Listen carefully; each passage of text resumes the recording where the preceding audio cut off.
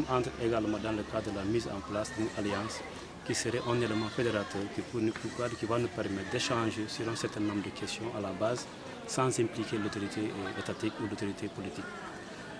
Nous constatons qu'aujourd'hui, ces populations sont les mêmes.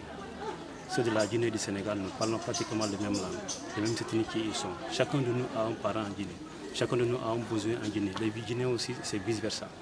Donc à ce niveau, il est intéressant que nous puissions échanger ensemble, débattre de certaines questions sans vraiment que ça atteigne de niveau supérieur. C'est ce que nous sommes en train de faire aujourd'hui.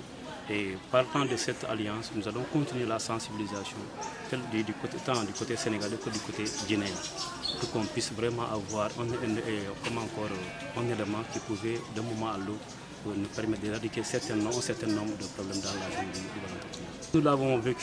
Nous l'avons vécu pendant des années.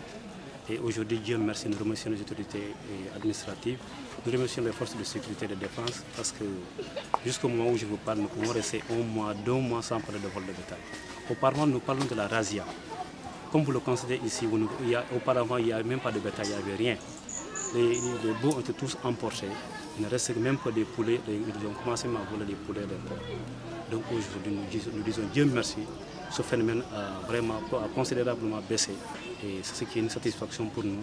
Mais on continue à demander les autorités à ce qu'on arrive à récupérer définitivement ce phénomène dans la zone de l'entreprise. Dernière, la même activité s'est déroulée autour du vol de bétail précisément. Mais nous avions lancé un appel en direction des autorités pour sonner l'alerte, pour que les populations soient aidées avant qu'elles-mêmes ne pensent à se faire justice elles-mêmes. Et cela, je crois que cela a été entendu parce que des cantonnements militaires sont revenus alors qu'ils avaient été déguerpis auparavant.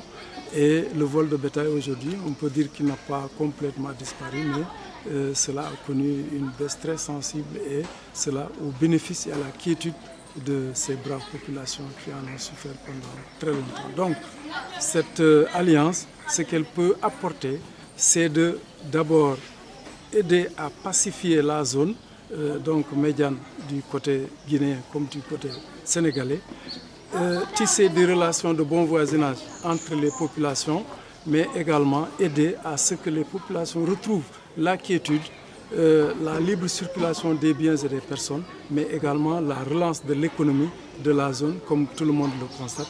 C'est une zone lourdement éprouvée par ce conflit et les problèmes qui sont liés à ce conflit-là, dont le vol de bétail. Je sors de ce forum très satisfait, puisque c'était une occasion pour l'ensemble des populations du Balantacounda et de la Guinée-Bissau de parler des problèmes qui gangrènent la pacification de cet espace. C'est une occasion aussi d'écouter les populations, de faire des propositions sur l'ensemble des stratégies qu'il faut mobiliser pour prendre en charge la question de la pacification de l'espace transfrontalier médian du Sénégal et de la Guinée-Bissau. C'est aussi une occasion d'inviter l'ensemble des parties prenantes, que ce soit les autorités administratives, les autorités militaires, les populations des deux pays, la presse locale, mais surtout les partenaires au développement. Je veux citer Amnesty International, je veux citer donc Afrique en jeu et les autres partenaires qui sont là, qui appuient l'effort de l'État dans le processus de pacification de l'espace transfrontalier. Donc c'est la mobilisation de tous ces acteurs qui pourra nous permettre d'arriver à des résultats spontanés.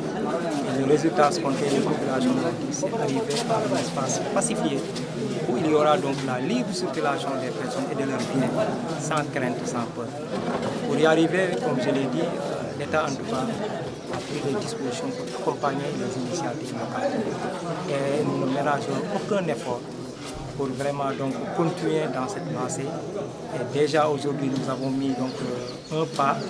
Il s'agira maintenant pour l'association pour le développement du Balantacounda et l'ensemble des acteurs de poursuivre le processus, parce que nous sommes dans un processus, poursuivre ce processus, organiser encore d'autres forats qui nous permettront donc de discuter et de donner donc en tout cas toutes les stratégies, de mobiliser l'ensemble des ressources qui permettront donc de réussir donc, le pari de pacification de l'espace transfrontalier.